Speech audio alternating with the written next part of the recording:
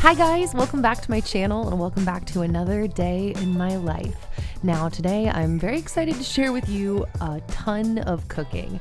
I have kind of been on a roll lately and that makes me very happy, especially as I'm working through this elimination diet. I also want to give you guys some updates like what's going on in Logan's nursery. If you're new to my channel, hi, my name is Nikki. I've been making YouTube videos for like 10 years, but I've been making these day in my life videos for the last couple of years. So if you're on a roll and you want to watch more of these videos, I will link that playlist down below. So with all of that being said, let's hop right in.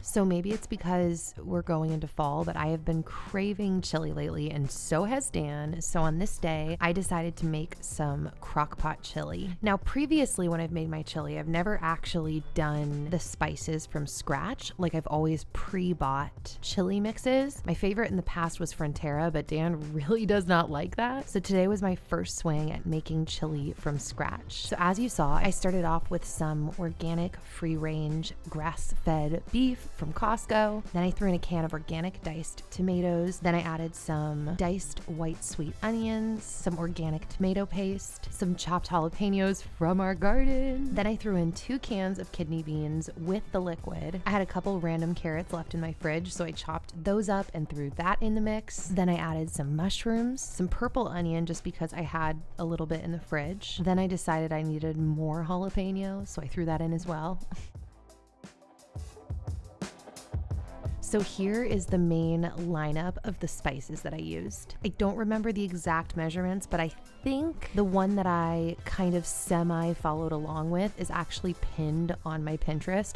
Actually, people ask me a lot where I get my cooking inspiration from. I am gonna do a video on my favorite cookbooks. I have a small collection of cookbooks and I love them. Anyways, a lot of my inspiration is from Pinterest. I think what was so surprising though was that, I followed the recipe kind of. I just like kept in what I liked, used other stuff in place of things I didn't have, but like that was the guideline. And the chili still turned out so good. Like, I don't know what I was expecting from chili, but I just thought, well, my first time's gonna be a flop, but we'll learn as we go. And literally, guys, this chili, spoiler alert, jumping to the end here, turned out to be so delicious. So if you've been nervous to make chili from scratch or not, maybe that's a weird thing to be nervous of, but if you are like me and have been nervous to make it from scratch, don't be, because it was very surprising. Now, I will say I picked, I think the 8-hour setting on the chili, so I let it simmer all day. This was the morning when I made this.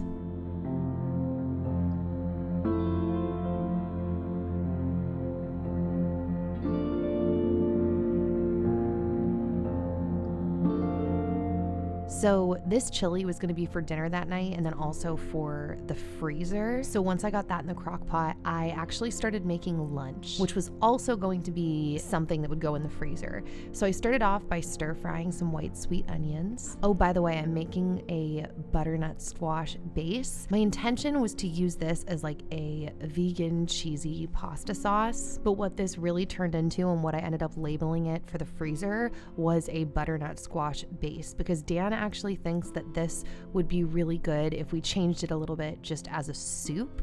But I actually liked it as a pasta sauce. I will add a couple of things though when I reheat it, like nutritional yeast, maybe even a little more garlic. Anyways, as you saw, I added mushrooms to the pan as well as garlic from our garden.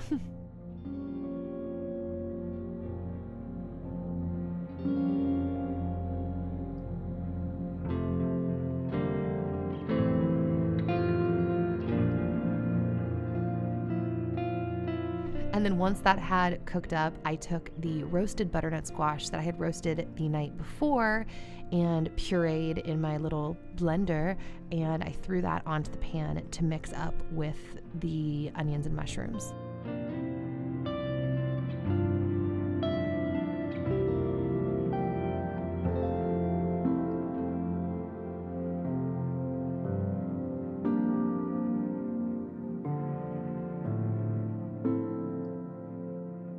So as I was cooking it, I felt like it was just too thick, so I decided to add some water to the pan.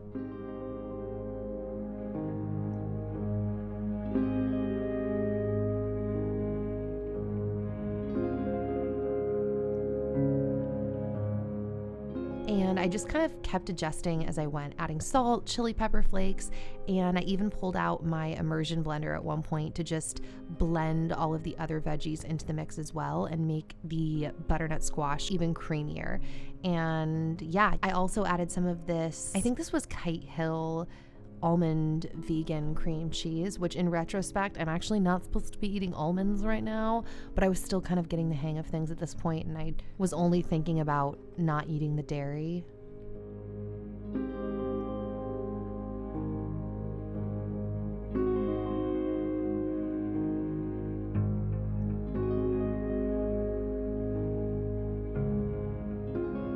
This sauce turned out so creamy.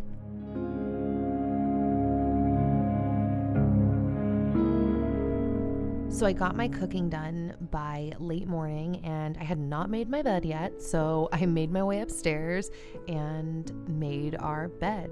It's a little self-explanatory, but there you go.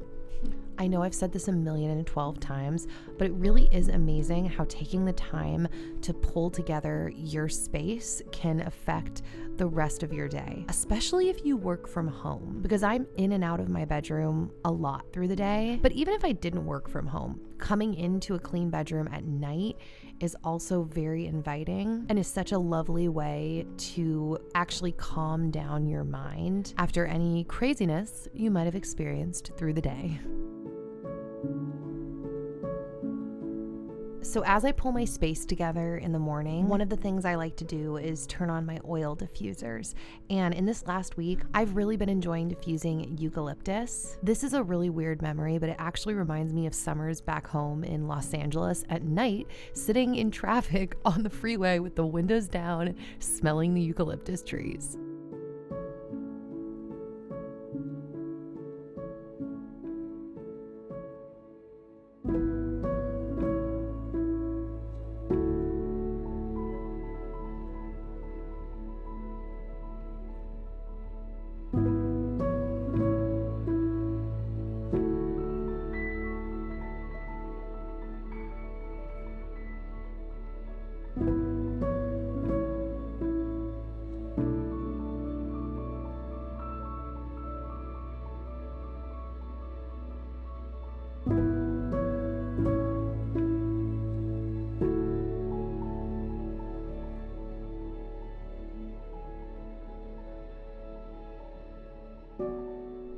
So once I was done pulling our room together, it was time to put back on my pumps, because you will find me pumping all day, every day, people. All right, guys, so very exciting times. Now we are stepping into Logan's nursery, baby bedroom, whatever you want to call it. So I haven't shared a lot of his room for a couple of reasons. One, his room is very simple, and I've honestly just wondered if there's even that much to share. Also, we've chosen to do a sleeping situation that apparently is very controversial. Apparently everything about being a parent is controversial. Maybe all of life is just controversial. But we actually decided to do a floor bed with Logan. But this is where Logan sleeps for his naps, and it's been working out well so far. Also, in case you're wondering, I didn't make this up. Floor beds are like a thing. If you want more information, I'm gonna link a video in the info box, or at least I'm gonna try to remember. Please ask me if I forget.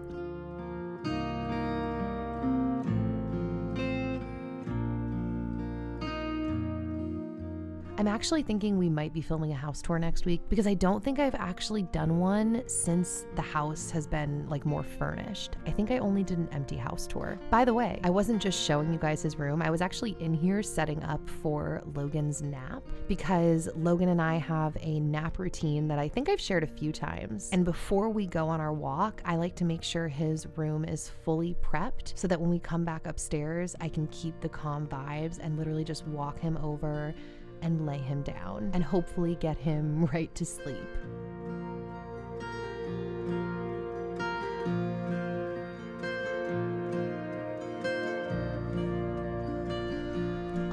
So I'm bringing to you, again, Logan's pre-nap routine. So we start off the routine by grounding. Both of us make our way out into the grass and the dirt barefoot.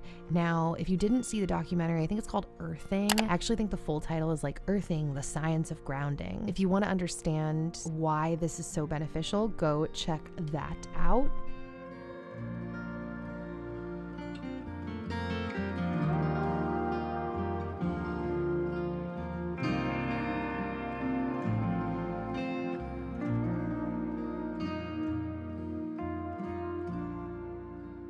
So once we got home, I put Logan down to sleep, and then I made my way to the bathroom, and I did kind of my quick morning skincare routine.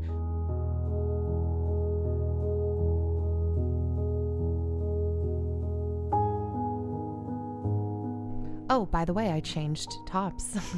I actually do a lot of outfit changes during the day, depending on what I'm doing. And so it was colder in the morning, so I was wearing my sweater. And so I changed into something a little lighter. And I had also worn that hat on the walk, but I didn't want to wear a hat like through the day. So I decided I wanted to braid my hair. So I brushed out my hair. Then I put my Thieves Essential Oils blend into the diffuser. This blend is supposed to be good for supporting your immune system. And I was just vibing with it on that morning, so I decided to diffuse that. By the way, I think I'm gonna start making single videos on things that show up in my day and my life. So if you missed it, I did a video all about my favorite chocolate chip cookies that I was calling lactation cookies, but they're really just chocolate chip cookies. So I made that video by itself so it's easy to find. Well, I also made a video about how I do Dutch braids. So I think that's going to be going up soon.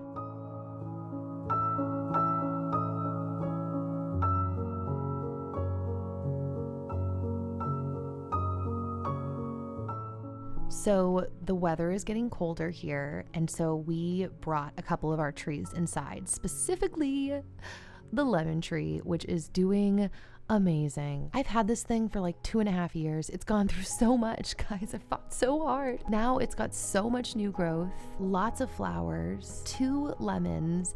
I'm just very excited. And then we brought in the apple tree that I recently acquired. I'm actually not sure though. That might be able to stay outside, but I wasn't sure yet. So I brought it inside to be safe. All right, everybody, prepare for the best treat you've ever eaten in your life. No, but seriously, this is amazing. So you're gonna start off with mixed nuts. I believe we used cashews, walnuts, and macadamia nuts. I also used chunky salt, date syrup, pink salt, vanilla extract, and maple syrup. So I started off by pouring my nuts onto my cutting board and chopping them up to my desired consistency. So I'm just gonna fast forward and say this has become the favorite dessert of our household, and Dan makes this now as well.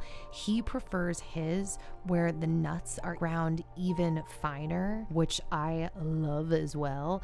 But I did this batch a little chunkier, and I just do mine chunkier sometimes, and it's so good. So while he was doing that, I threw this jovial gluten-free pasta into a pot of boiling water because we wanted to have that butternut squash pasta for lunch.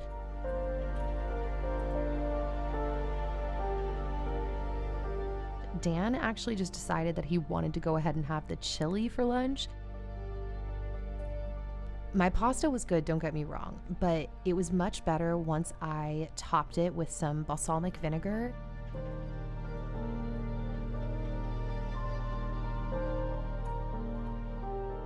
And then some more chunky salt on top. Sometimes I have a hard time like knowing how much salt to add to something. Just remember this general rule though. You can always add more, but you can't take it back. So yeah, our food was as good as it looks.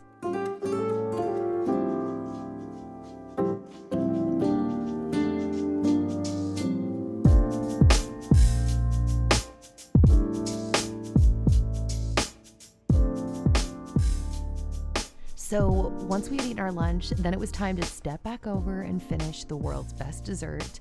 So I took some coconut oil and I threw it onto a pan.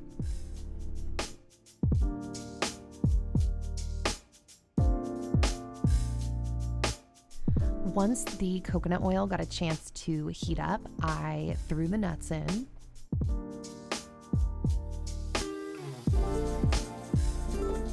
Then I just continued to toss them and massage them so that they could all get some coconut oil all over them.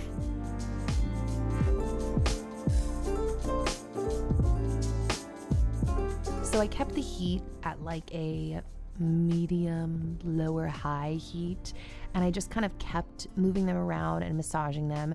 I wanted them to be toasted, but not burnt. So once they had gotten a chance to kind of toast up, I added in the maple syrup. This was organic bourbon aged, I guess, maple syrup from Costco. It is so good.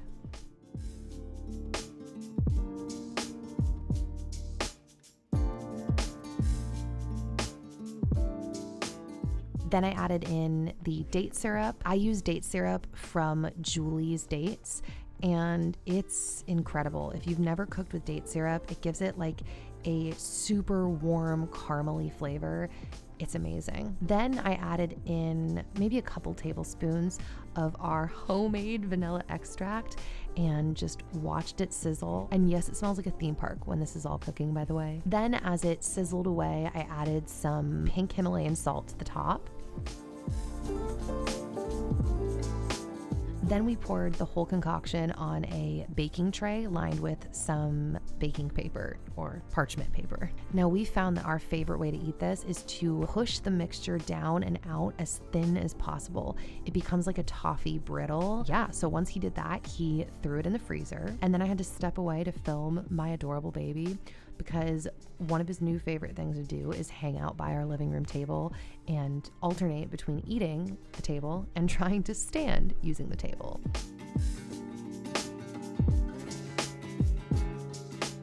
Also, a lot of you guys have been asking about Zoe lately. Zoe is doing well.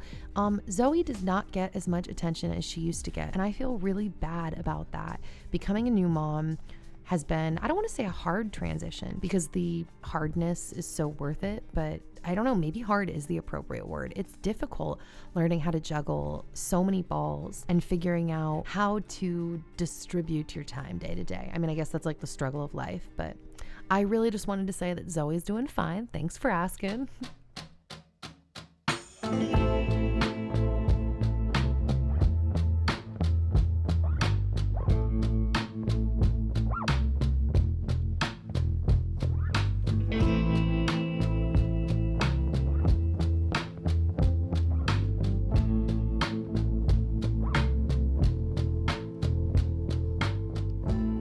So I decided I wanted to make granola, so I pulled out these organic old-fashioned oats that I had, and I put them in a bowl. Now we're gonna spoiler alert this. This did not turn out bad, but it wasn't great. Like, I know that I will make better. And I basically just took oats, coconut oil, maple syrup, hemp seeds or hemp hearts, because I add them to everything, as you guys know. And then I threw in some salt, and then I just mixed everything together.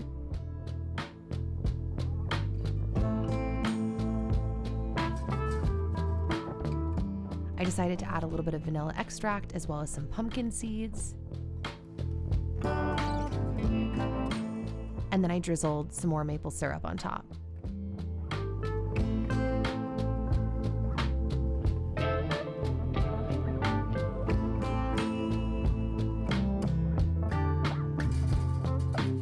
Then I threw the oats onto a baking sheet to cook in the oven. I want to say at like 325, and I just kind of watched them till they went golden brown. And then this was the final product. Guys, it's so good. We've been trying not to devour trays of them like every day. Keep my family's self-control in your prayers.